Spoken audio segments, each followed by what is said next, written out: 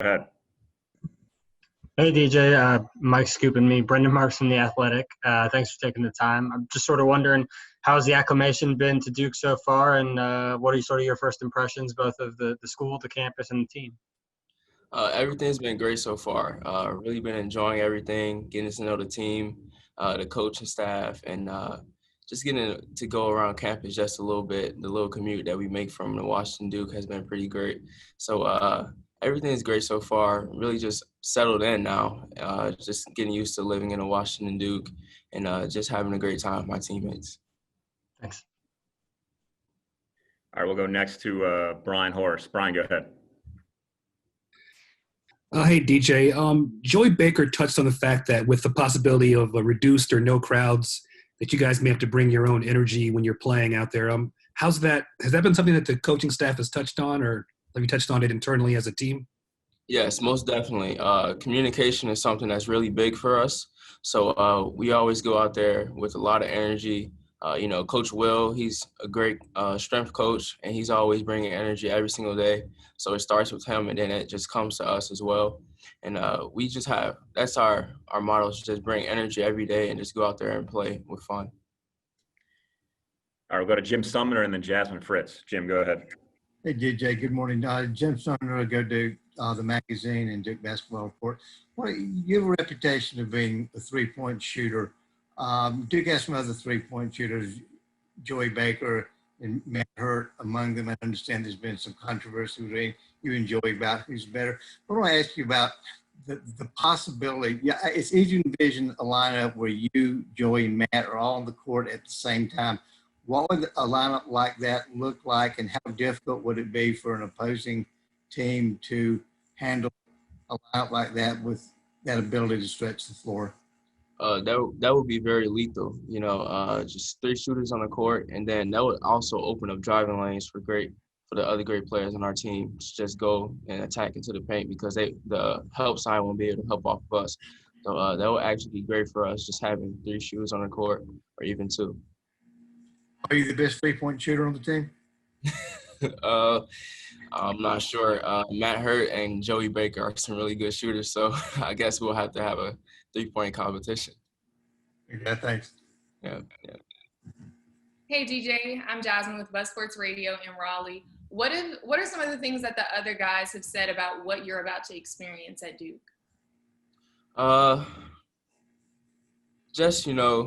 They always say that the competition level rises. Like when we start practice, the competition level is going to rise.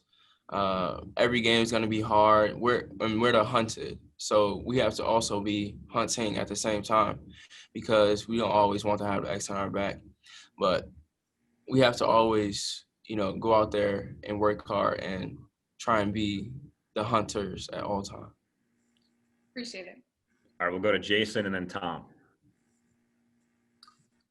So DJ, I'm Jason Evans with the Duke Basketball Report podcast. I wanted to ask you first, reflect back on your recruiting for a moment with me.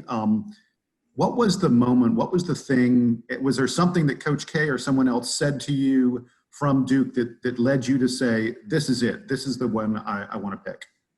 What was big for me was when the whole entire coaching staff came to visit me at my former high school, Whitney Young. That was really big for me. And they sat down, they talked to me. And, of course, I had the relationship and where Coach Shire is from Chicago and also Coach K. So that was pretty big for me as well. So I wanted to follow up and ask about the 5-on-5s, the practices you guys have been having so far. Have there been any guys that have surprised you? Have there been moments where you're like, wow, I didn't realize how good that guy was? Tell me, take us inside. Tell me who's really performing in those practices and opening your eyes. Matt Hurt and also Jay Gold, but I'll speak on Matt Hurt first. Matt Hurt is a really good player. He's definitely gotten a lot better, according to what Coach K has said. And he's just an amazing shooter and amazing scorer, and I'm really excited to see what he does this year. And Jay Gold has really been leading for us as well, really defending, handling the ball without having any turnovers. So he's been really big for us as well. And he's also been pretty much leading me on the court and telling me where to go and just letting me know how Duke's going to be and how we're going to play. Go ahead, Tom. Hi, DJ. Tom Shanahan from the Wilson Times and TomShanahanReport.com. Hey, I looked on your bio and it says you played some high school football. You don't see that from a lot of five-star basketball players. They usually specialize very early in life. Talk about how long you stayed with football and how maybe it's transferred to help you as a basketball player. All right, so I first started playing football when I was about 5 years old, and I played up to when I was 11, and I stopped. Then I came back my freshman year and played football. I was a wide receiver and like a safety. But it really helps me, like, instincts, knowing where to go, and just playing the ball, like, with the safety, like, defensively wise. And then, just toughness as well. You have to be tough in football, just knowing where to go and knowing what's around you, because if you get hit and you're not aware of, like, what's going on, then it's going to hurt even worse. Thank you. Yeah, no problem. All right, we'll go to Vashti Hurt and then Brendan Marks. Brendan, go ahead. Or Vashti, go ahead. Thank you. Hi, DJ Vashti Hurt with Carolina Blitz. Joey Baker said that we're going to really like this team. What are we going to like about this team specifically? And also, I saw your day in the life. Besides yourself, who has the best shoe game on the team? Wendell, his shoe game is extremely crazy. And like, his first day coming in to the Washington Duke, it was just like a pile of shoes just stacked up. When he was bringing it in, I was like, wow, I had no clue that we could bring that many shoes and clothes, but it was just amazing to see. But also, what was your other question? I'm sorry. Joey Baker, he said that we were going to really like this team, and I wanted to know specifically what you thought that we would like about this squad. Oh, definitely, like, the character of the team. We have a lot of people that they show emotion out there on the court. Positive guys. There's a lot of players that smile where they play, and just great guys overall. And we're just gonna be. I know we're gonna play together as one, and then just come together for a common goal. All right, Brendan, go ahead.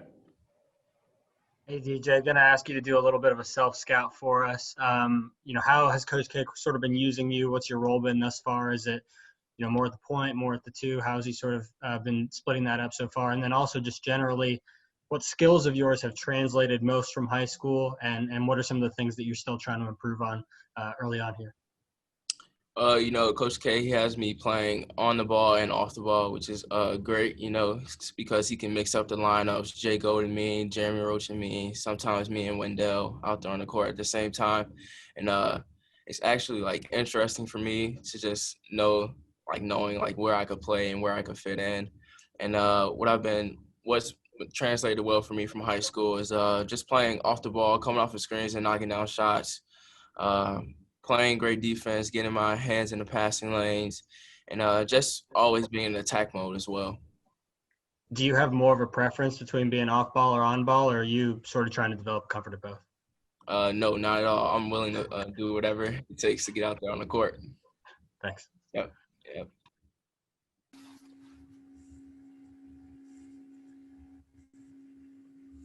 Go to Evan Cohen, go ahead. Hi, I'm Evan Collin from the Chronicle. So the last time Duke won a national championship, it was another Whitney Young product, Julia Okafor leading the way. So I was just wondering if if you were in any contact with him, not only in your recruitment with Duke, but also just talking with him on how to make the most of your time at Duke. I was definitely in contact with him, like, during the recruiting period, and then, like, after I committed a little bit, but I kind of haven't talked to him like that. I'm definitely going to have to, like, hit him up and talk to him about that for sure. All right, Rod Baxley, go ahead. Hey, DJ, Rod Baxley from the Fayetteville Observer, man. What kind of insight can you give us North Carolina folks on what it means to be a basketball player from Chicago? Because obviously that's a long list of great players, man.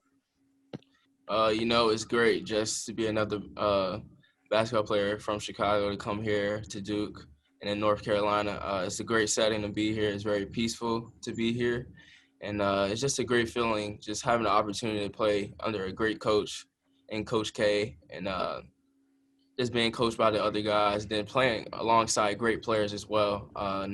Just night in and night out is going to be really fun. And just playing on this team, you get better every day. Like, the competition is good, and you learn something every day, so it's been really interesting to me. Yeah, how did Chicago groom you for this moment? Toughness, mentally, just always have to stay mentally tough and just keep my head straight and always be positive. Thanks, man. Yep, no problem. All right, we'll go to Brian Horace and then Jason Evans. Brian, go ahead.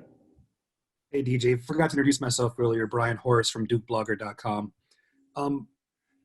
Who is, on the heels of the last two questions, who's your favorite Chicago Dookie? And also, if that's a different person, who's your favorite player that's come out of Chicago?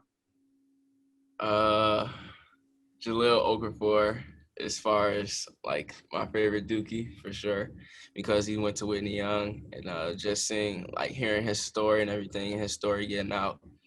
And my favorite player from Chicago is probably Derrick Rose.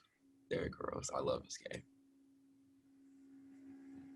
So DJ, we've heard a lot from other players and from watching, 5-on-5s and stuff about how intense the competition is and how balanced this team is. It truly looks to a lot of us like there are 11 guys who could easily earn playing time. Do you guys talk about it all, the battle for playing time? I mean, I know in your case, there's you, there's Jeremy, there's Jay Gold, there's Wendell, all you guys sort of battling for two spots. How do guys feel about that? Is there any way we're going to have any conflict over playing time, or is it just, what's best for the team? And I know that there's an answer Coach K wants to hear. I'd love to hear your honest answer, though. I actually don't think there'll be conflict at all. I think people are going to make sacrifices at the end of the day for the team being. And, our goal as everyone is just to win. And whatever that takes, we're just going to go out there and win and play together as one. Well, can I follow up and ask? I mean, are there specific combinations, especially with you guys in the backcourt, that you guys are you working more with Jeremy or more with Jay Gold? You already talked a little bit about, combo versus point guard. How has any of that stuff been playing out so far? So far I've been pretty much with Jay Gold, a pretty good amount right now, but pretty much switching off a little bit. But so far I've been with Jay Gold more. Yep.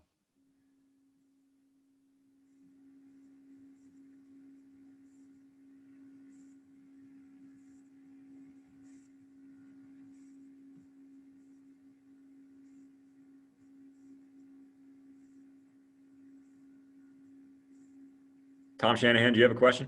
Oh, I'm sorry. Yeah, DJ, I just wanted to follow up on that football question. LeBron James played high school football, I think, until his junior year. So I was wondering if kids your age are aware of that, and again, how football might help a basketball player. What was that? I'm sorry, I didn't get the last part. Again, how football can help you as a basketball player. Oh, like I said, toughness-wise, mentally and physically. You have to be tough, and that's like the main thing. And then like awareness, like on the court, like having a good IQ, like seeing the field and seeing the court as well, like knowing where everybody is supposed to be at. And just reading, like, say for instance, like me being a safety, just reading like the offense, where the ball is going, just getting underneath the ball as well. And then the other part of that was if kids your age are aware that LeBron James was a high school football player. Oh, yeah, LeBron James. Yeah, he's a different breed of athlete. He's a bigger guy. He's a stronger guy, quicker. Being a two-sport athlete, I actually played another sport in middle school, which was volleyball for a little bit. But just playing different sports can definitely help you. You never know what sport you can be much better at, and the skills that can carry over from another sport. Great. Thank you, DJ. No problem. All right, we got a couple lined up. So we'll go to Jim and then Brendan and Vashti. Jim, go ahead. DJ, you mentioned Jay Gold's leadership. Obviously, a very young team. Jordan's a senior, Joey's a junior. They're the only two recruited players who've spent more than a year in the program.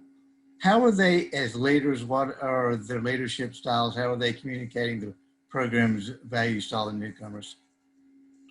They've been here for a while, so like Joey said and Jay Gold, they used to lead by more of an example and by action, but now they're speaking up more, communicating with us more during like free throw settings, like the settings where there may be a stop on the court, and just always letting us know that we have to talk and always be attentive on the court and ready to be in attack mode. Thanks. DJ, just before you guys got to campus, and obviously you guys were one of the last campuses to have student athletes come back. How did you sort of handle that period from March till July or whatnot? What was the communication like with the coaches? And I know some people had access to different levels of gyms or facilities or whatnot. What were you sort of working with in that regard? Just staying positive every day. The coaches, they contacted the players a lot. We had our own little group chat going for like the freshmen, and then it expanded into the whole entire team. We had like Zooms where we could get to know each other a lot more before we got down here, which helped a lot. And then like as far as me, I had access to a gym, a weight room. So I was able to like pretty much get in the gym every day and just work on my game. Hi, DJ. For those who may not be familiar with your game, can you describe your style of play, and then maybe a player that you may like in your game too? I'm a combo guard. I can play on and off the ball. I can shoot it pretty well and attack and play make and play great defense. And a player that I get comparisons to are Lou Williams, CJ McCollum, and then Lil John Morant. Do you think that those comparisons match up? Would you say that they're fair assessments? Yes. I mean, they're pretty big, but those are great players. But, just them like saying that I could potentially like play like them or even better is actually amazing. Thank you. No problem. All right, we'll go to Evan and then Chip and Brian. Evan, go ahead. One of the things Coach K stressed a lot last year, whenever someone mentioned starting lineup, was that he didn't have a starting lineup and sort of went game by game.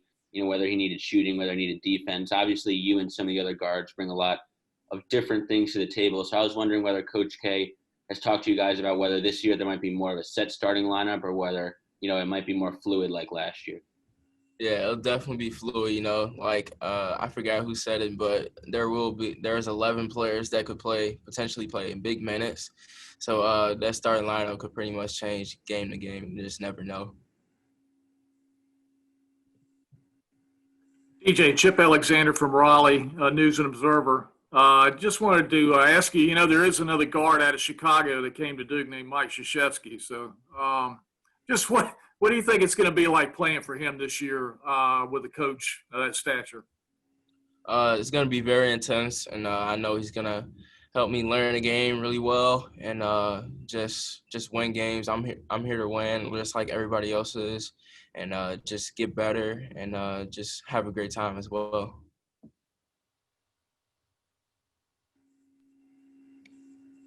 Brian, do you have a question? Yeah, DJ, you always play with a smile on your face. Does that smile ever leave during the course of a game? No, I don't think it does, unless I'm like really, really locked in. But I'm pretty sure that it never leaves my face, no matter what. All right, we'll go last three questions. We'll go Brendan, then Jason, and Evan. Brendan, go ahead. Yeah, DJ, I actually wanted to follow up on that. There's a reason that they picked you to sort of do the first blog. There's a reason they're having you come and talk to us. Obviously, you seem like a very personable guy. How have you sort of integrated into the whole locker room and, personality-wise, or just maybe not even basketball-wise, but what's sort of your approach to life? You seem like a very happy, optimistic guy.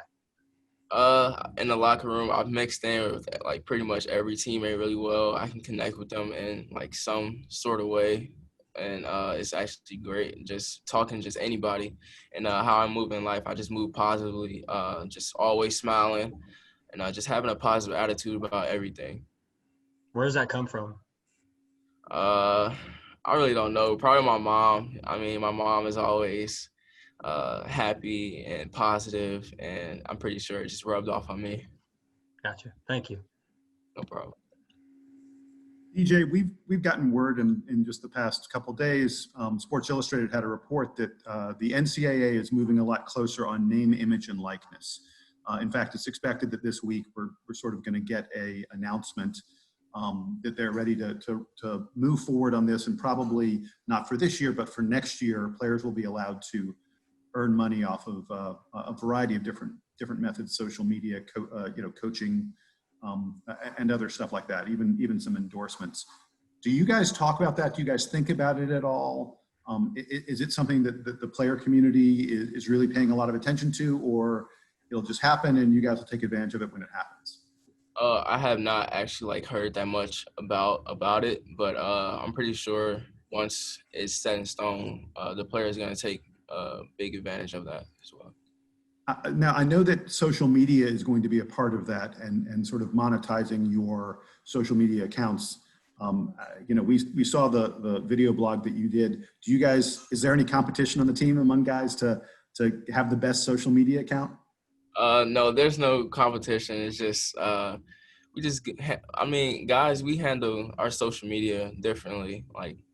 Depending on who it is, just someone may post a little bit, someone may post a lot, someone may be more authentic, someone may not be more authentic. But it just depends on how people want to use social media. Who's got the best social media game on the team? Social media game. I like Mark's, just how he uses his Instagram, his TikToks, I'm trying to find the word. His emotion comes out, and just how he acts comes out, and it's very authentic. All right, last question. We'll go to Evan. Go ahead. Yeah, this is a short one. Just, what would you refer to as the identity of this year's team? Something that's different from years past.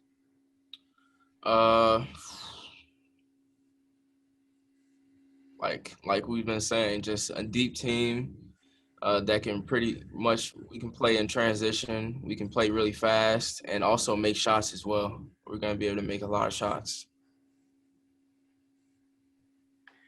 All right, really appreciate everybody on this morning. DJ, thanks a lot for your time. Really appreciate you sharing some time with us, and look forward to doing this again sometime soon. So DJ, again, thank you. Spectacular Magazine. We on the scene.